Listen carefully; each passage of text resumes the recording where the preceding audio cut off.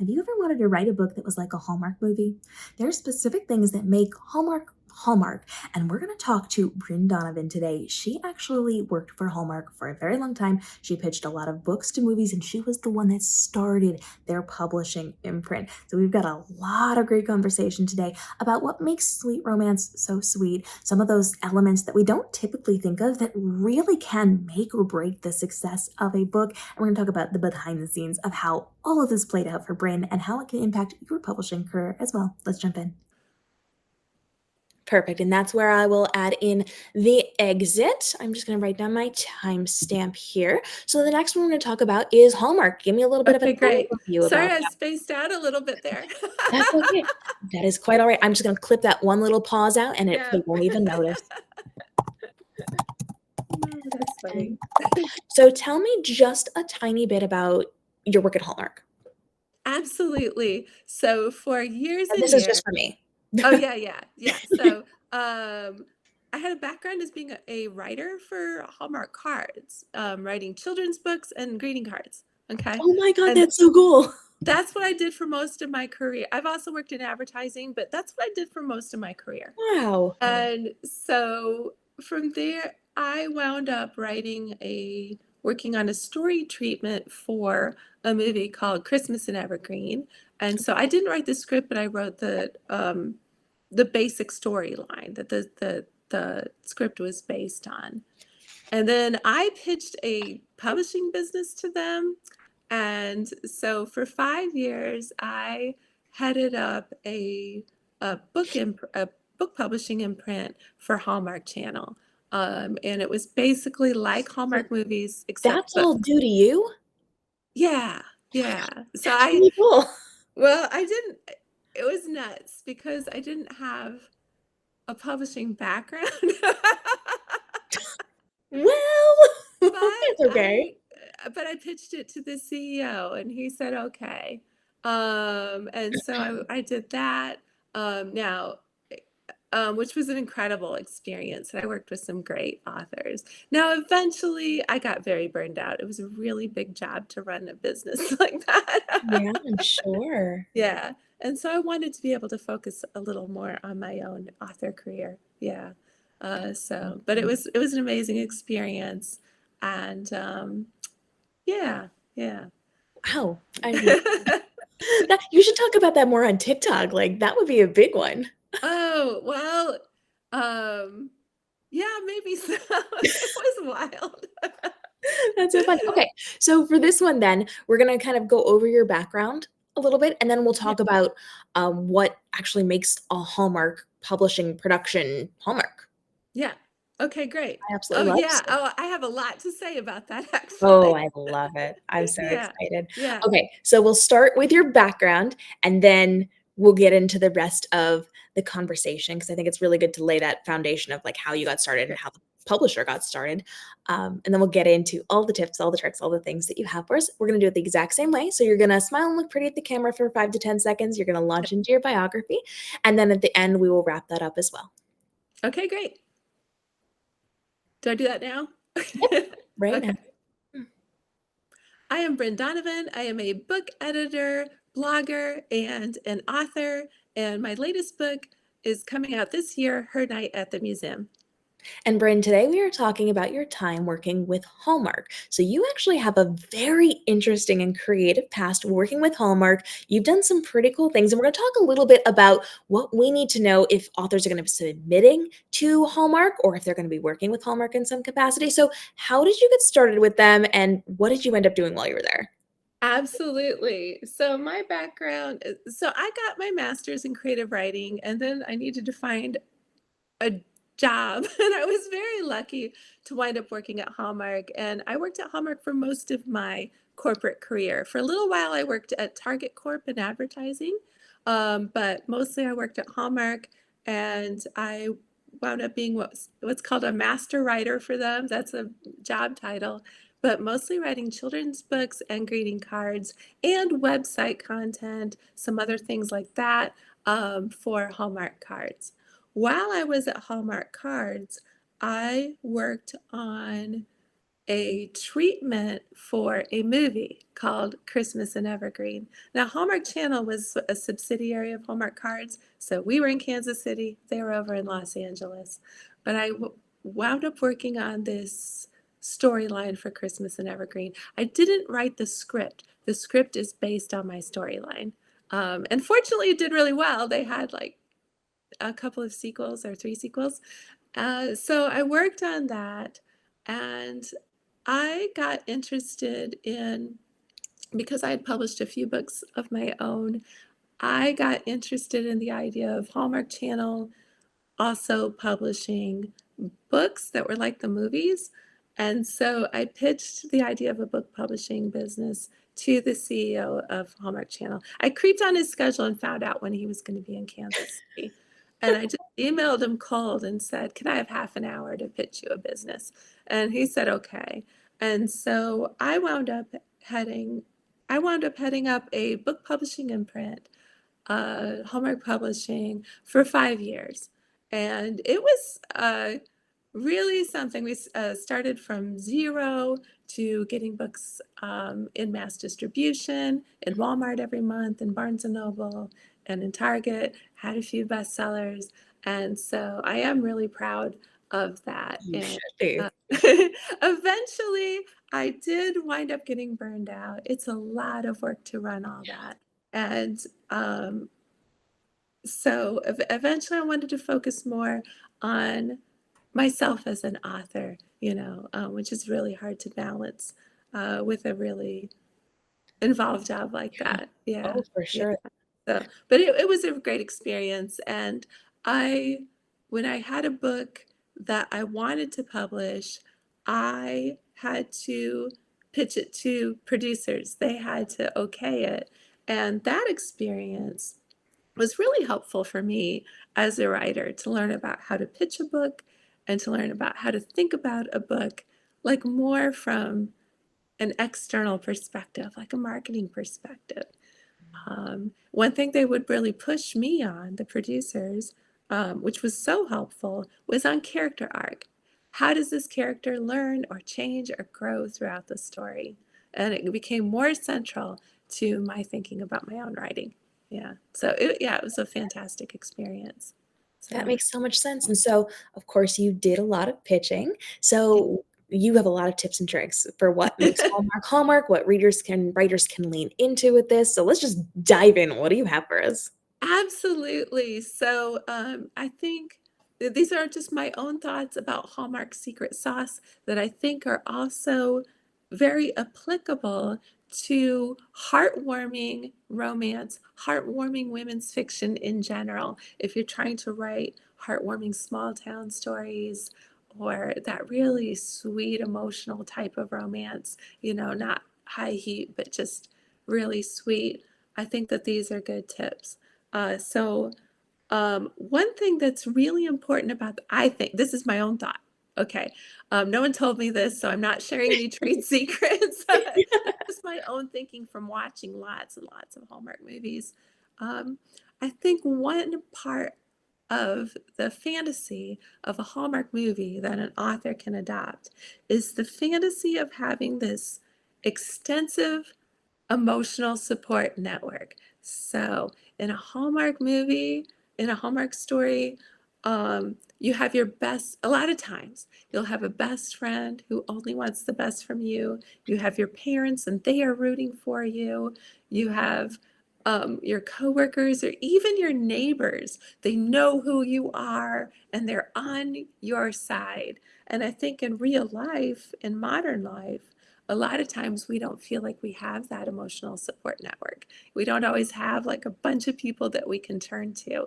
And so I really think part of the fantasy is not just like the handsome Christmas tree farmer or whatever. It's also about that friends and family connection.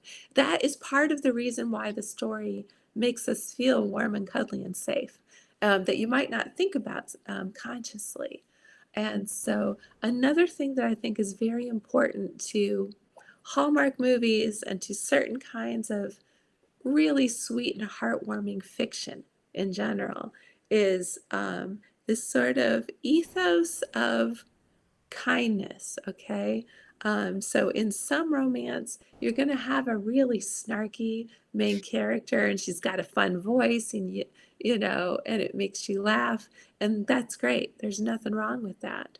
In other kinds of fiction that's really sweet and heartwarming, and you see it in Hallmark movies too, um, people are really kind. They're not going to say anything that's too mean about any other character.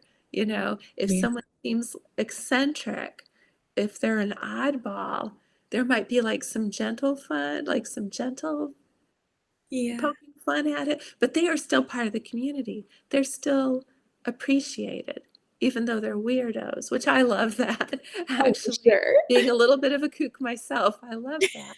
Um, and so it's just this sort of ethic of kindness. You'll see people doing nice things for each other. To me, those are some of the secret sauce of that Hallmark type story, whether it's specifically Hallmark or not. Yeah. That So, makes a lot of sense, and I yeah. feel like I've watched a lot of Hallmark movies, but I feel like when you really pay attention to these things, that is so correct. They have Yeah. that strong community. Yeah. Everything is very nice, very kind, even if it is kind of an outlier to the community, still very accepted, still very respected.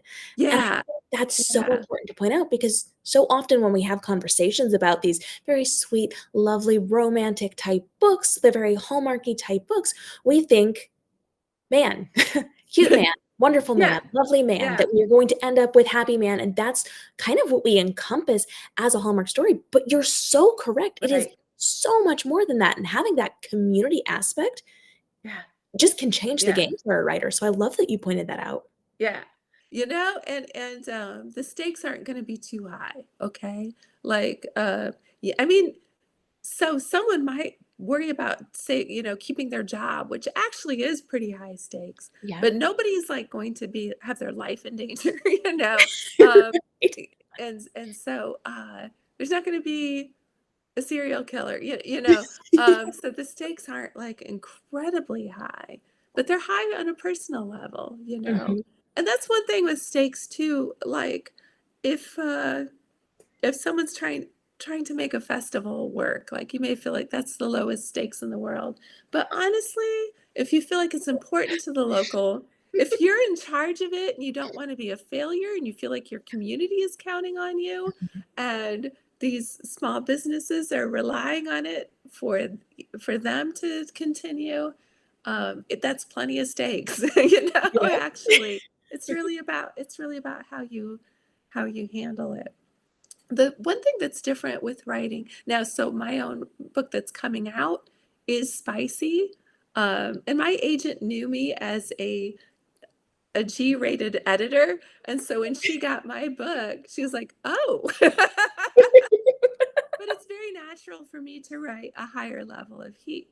Um, but I read G-rated, I read fairly spicy, like all across the spectrum.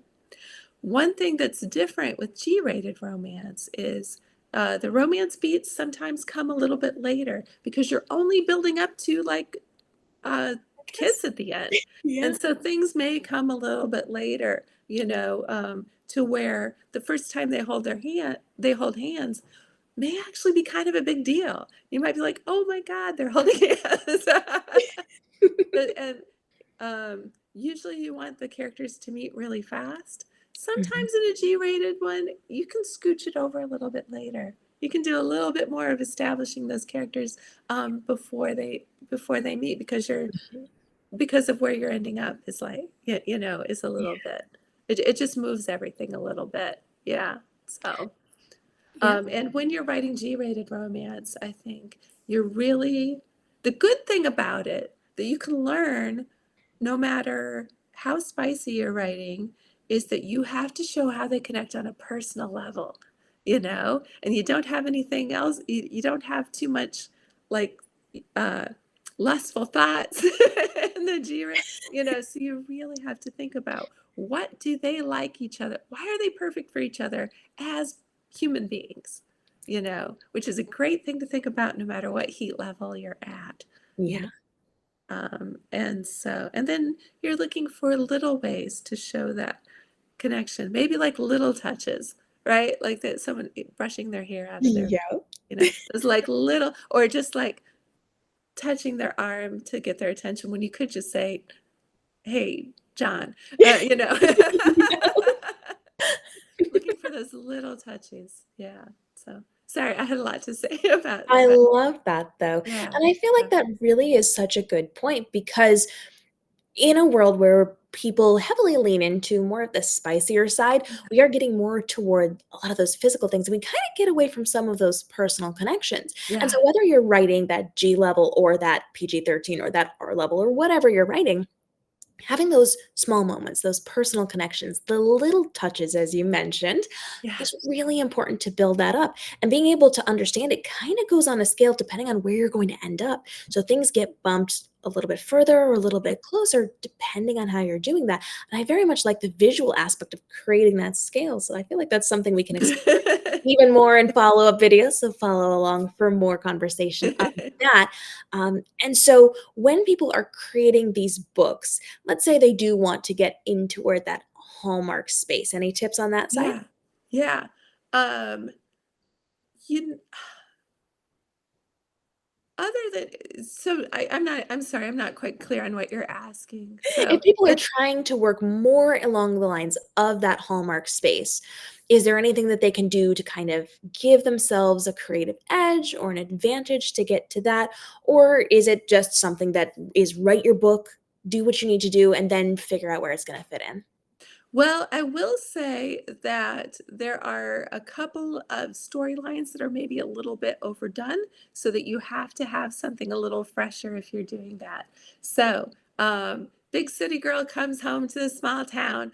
So this has happened a lot, and so I think you're going to want to have a fresh take on it. I think that Yeah. that's really important.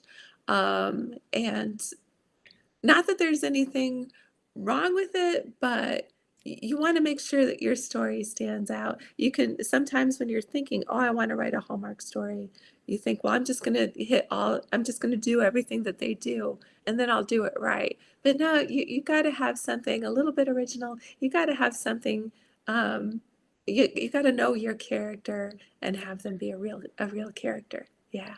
So, And I so like that you pointed out tropes. Tropes are so incredibly important yeah. because those are the things that people understand, they recognize, they look for those specific beats within the story, and they gravitate toward the tropes that they really like. And some Yeah. tropes, of course, are a little bit overdone. You have to put a Yeah. creative spin on those. So, Yeah. from your experience, are there tropes that do really well in that very sweet, hallmarky romance space?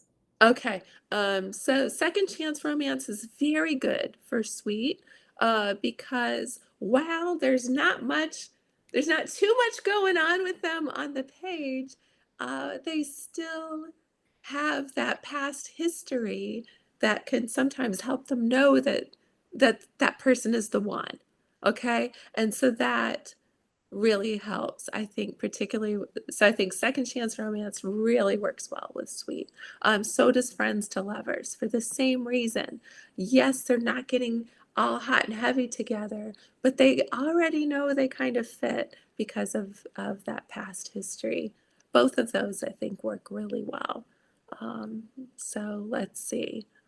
Uh, and small town settings are great. I all I'm saying is you have to you have to mix it up. You have to do something that is a little bit a little bit different and a little bit you. You're gonna like the story better if it fits you more. Mhm. Yeah, And I yeah, like that you pointed out small town romance works really well because earlier in our yeah, conversation, we were talking about community.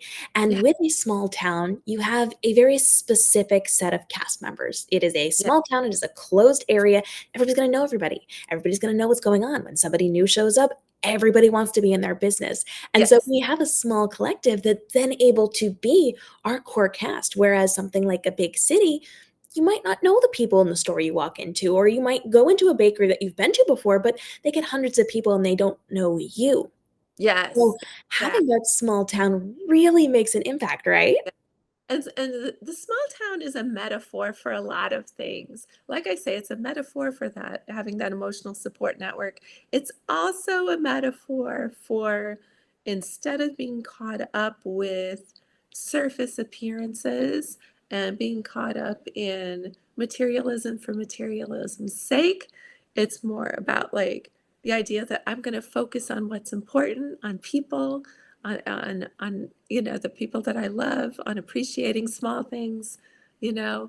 Yeah. And so it works as a metaphor in a lot of ways. Like I'm gonna focus on things that are of more substance. Now, of course, you can do that anywhere. you, you can live in a big city and have your friends and family be the most important thing to you. You can live in a big city and not be caught up in materialism. I'm just saying a lot of times it does function as that metaphor. Yeah. For sure. And of course, with your time with Hallmark, you did a lot of pitching to the different production side of Yeah. things. So give us a Yeah. little background on that. It was a great learning experience because I would work really hard on a pitch, and I would go in to these two producers, and one of them isn't there anymore. And then they would kind of make fun of me for so fortunately I have a thick skin, but I learned a lot from that.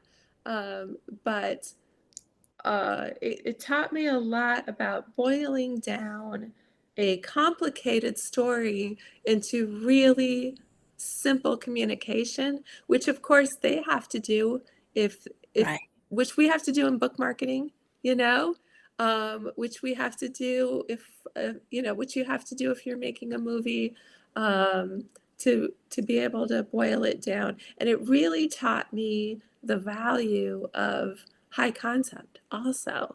And high concept means that you can explain it in a sentence and right away people are like, oh yeah, that sounds like fun. I want to see how that plays out. That's what high concept means. An example of that, I worked on a book with author Terry Wilson called Once Upon a Royal Summer. And the high concept was she was a theme park princess and he was a real life prince. So she's at a Disneyland-esque, theme park playing this princess. But like, so that juxtaposition is high concept, and it is really hard to come up with a high concept. It's hard to come up with a concept like that one, for instance. Yeah. But if you can, it has incredible value. Yeah. Yes, it does. So, because you can say in one sentence, oh, here's what it's about. And people are like, oh, I want to see how that plays out. When I worked on that one with Terry, I knew it was going to be a USA Today bestseller, and it was, Oh, yeah. Yeah. Concept like that, absolutely. Yeah. Yeah. So it taught me the value of that high concept and boiling things down. And again, the character arc. In romance, I've read a lot of romance novels that I like where there really wasn't that much of an arc for the hero. He was kind of the same guy at the end that he was in the beginning. And I have enjoyed them. But the Hallmark producers would always push me on his arc. I'm not seeing his arc. How does he learn? How does he grow? And I do think the story is better if they both have one. It may be that one character grows a lot and the other one grows a little bit. Okay. But I do think it works better when they both grow and learn and change to get to their happy ever after. Yeah. I love that. So, And that really is so important, isn't it? To make sure we've got those character arcs for everybody and giving yeah, everybody the ability to be the main character of their own story, even if they're a side character in the story that you're writing. yeah, yeah, absolutely.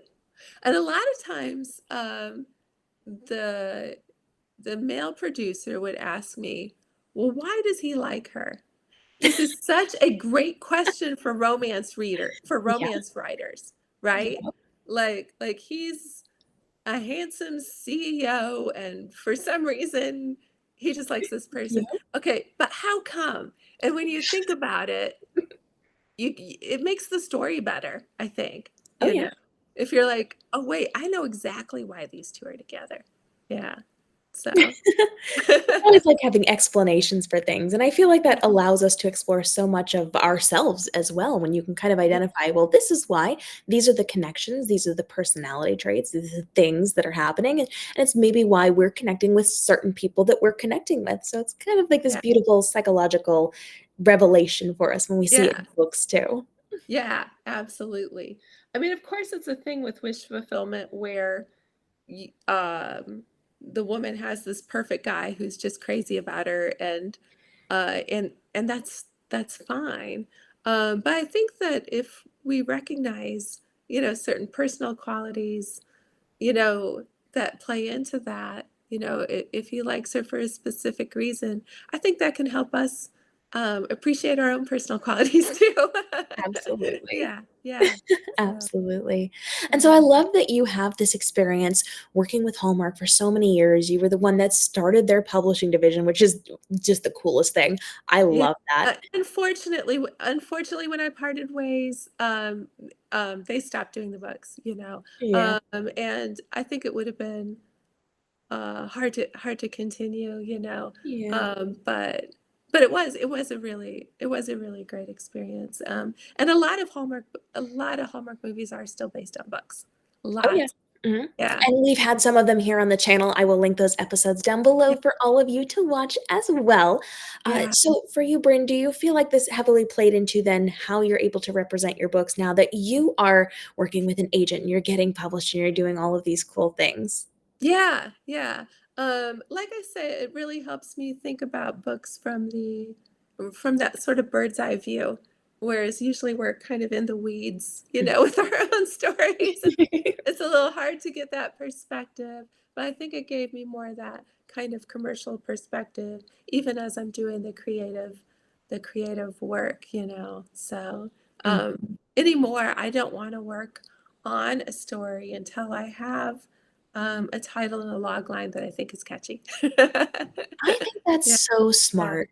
so Oftentimes, people just kinda jump in trying to figure out their way through the story, and then they have to put it all together after to yeah, make it yeah, marketable. But if you come into it with a perspective of, "I know how to sell this, I know how to pitch this, I know how to market this, I understand what this book is going to be," that gives a very strong anchor point to then write to, making it yeah, easier to write and then easier to get out into the world. exactly. Yeah, yeah. It's a lot. It's more work up front, Yes. but it does make everything easier after that. Yeah. Of course, everybody works different ways. That works for me, Yeah. and it might not work for other people. Yeah. Mhm. And there So, are lots of ways to do your writing, to do your publishing. We've had some great authors here on the channel. We actually have a series dedicated to how people write, where we show on screen oh, exactly what nice. everybody does so that Yeah, our viewers can cobble those things together and pick and choose what works to form the perfect formula for them. So if that sounds like something that's interesting to you listeners, now's the time to try it. Try coming up with your definitely. title and your log line and then see what you can do from there, whether you're a plotter, a pantser, or a plantser, so that you can see if you can make it a little bit easier on yourself and lift some of that burden and that hard work throughout the course of writing your story. If you have Totally. questions, friends, go ahead and drop those down below. Bryn's got another episode here on the channel, and we definitely want her back for more. She is just a fountain of knowledge here. And as always, you can reach out to Bryn on her social media. So, Bryn, where can everybody find you online? Absolutely. So my blog about writing and positivity is bryndonovan.com. I am also on Twitter as Bryn Donovan. I am on TikTok as I think Bryn Donovan author. Um, there's like one ghost account. Like go to the Always one that are. actually has followers. And I'm on Instagram, so you can find me everywhere. Yeah. And then we will add in the wrap up part of that, and we are done with our recordings. This was All fantastic. right. You are so good at this. This is good. I hope I did okay. Oh, you Yeah. did so well. You came with so much information. Like, I thought we were gonna get this lovely overview, but you dialed in, and I'm so happy you did. I love when people come with all of this information. You just did so well. I was so pleased with these Oh, episodes, good. Oh, good. I'm so glad. I really appreciate this. It's really nice. and I would So, absolutely, yeah. truly love to have you back for future episodes. I would love to get you on to talk about log lines sometime if you're up for it. Oh, yeah. Well, and so I'm not saying this publicly yet, Ooh, but Her Night at the Museum has been optioned for a Hallmark movie. So,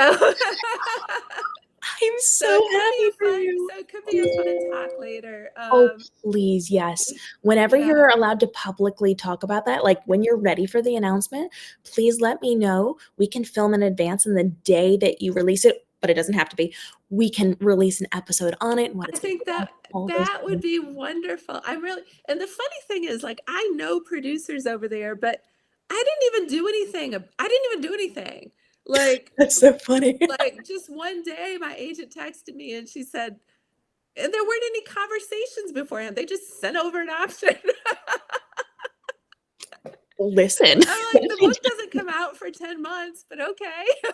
that's so good. So is it something they're, like, doing right now to come out relatively near the book, or is No, it a it'll hot minute? actually come out about a year after the book. Okay. Yeah, Well, yeah, so you got some time to live with the book for a while. yeah.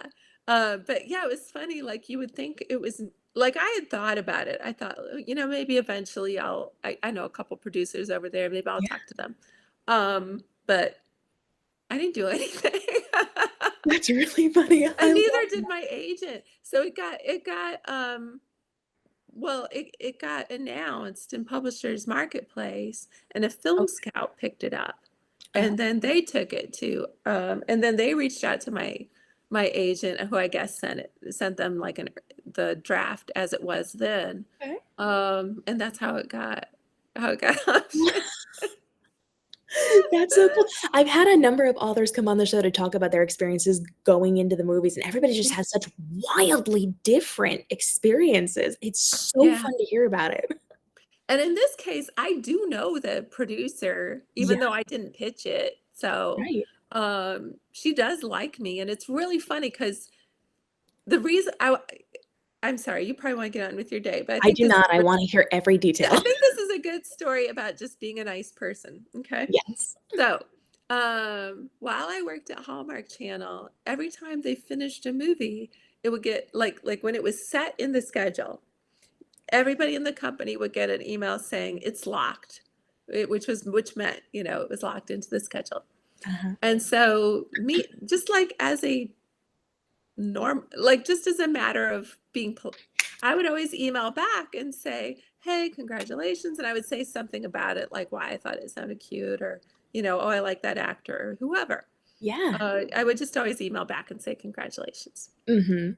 Well, apparently, I was the only person doing this or responding, Oh. the only person. And so this one producer, Aisha, like came down from the fancy producer floor to Oh, my floor one day that's really nice. Oh, because she's like, I want to see you're who's the sending nice these one. emails. Oh, that's really sweet. So Oh, I then she love and it. I went to lunch a couple of times. She's great, love her. And I'm sure it helped I Oh, mean, yeah. who knows? It couldn't have hurt. For sure, Okay. The for only sure. reason I know that producer is because I was just the only one who happened to just email back and say congrats. That's you and I are the same person. I love this so much. We need to hang out more often because I love Right? this. Where are you? I'm in Virginia. Oh, okay. No, Yeah, not too close. unfortunately.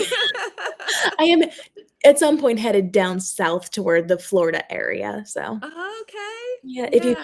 when I move, you are welcome to come to vacation at my house near the beach. Be careful what you say. See, I am very careful, and I wouldn't have invited you if I didn't want you. You do seem like like a kindred spirit. I think so. I think we could have a lot Yeah, of fun together, but I yeah. have loved this conversation. I've loved all of these things.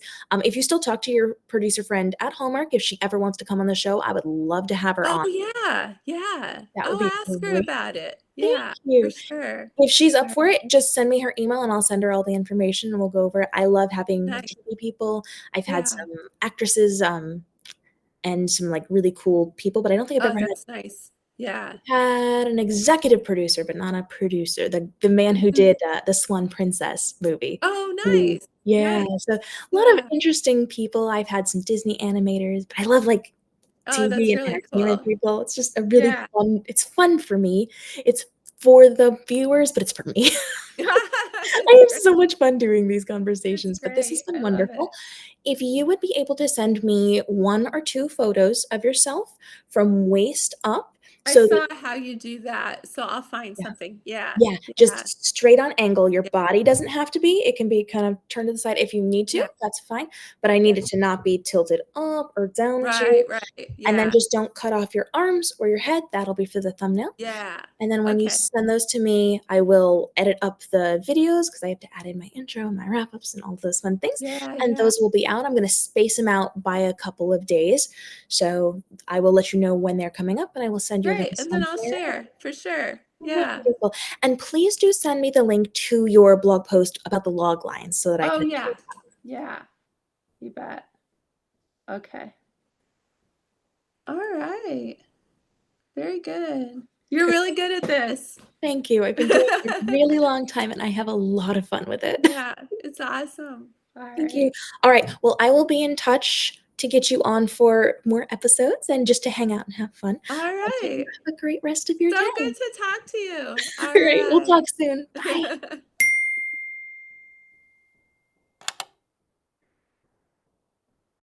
Drop your questions down below. We're going to try to get Bryn back for upcoming episodes because this was so information packed. We're going to continue the discussion on how you can thrive in your publishing space, from your writing to your publishing to your marketing, to make this your most profitable year ever with the least amount of stress and overwhelm, and the best tips from people just like Bryn to help you along on your journey. We'll see you in tomorrow's episode.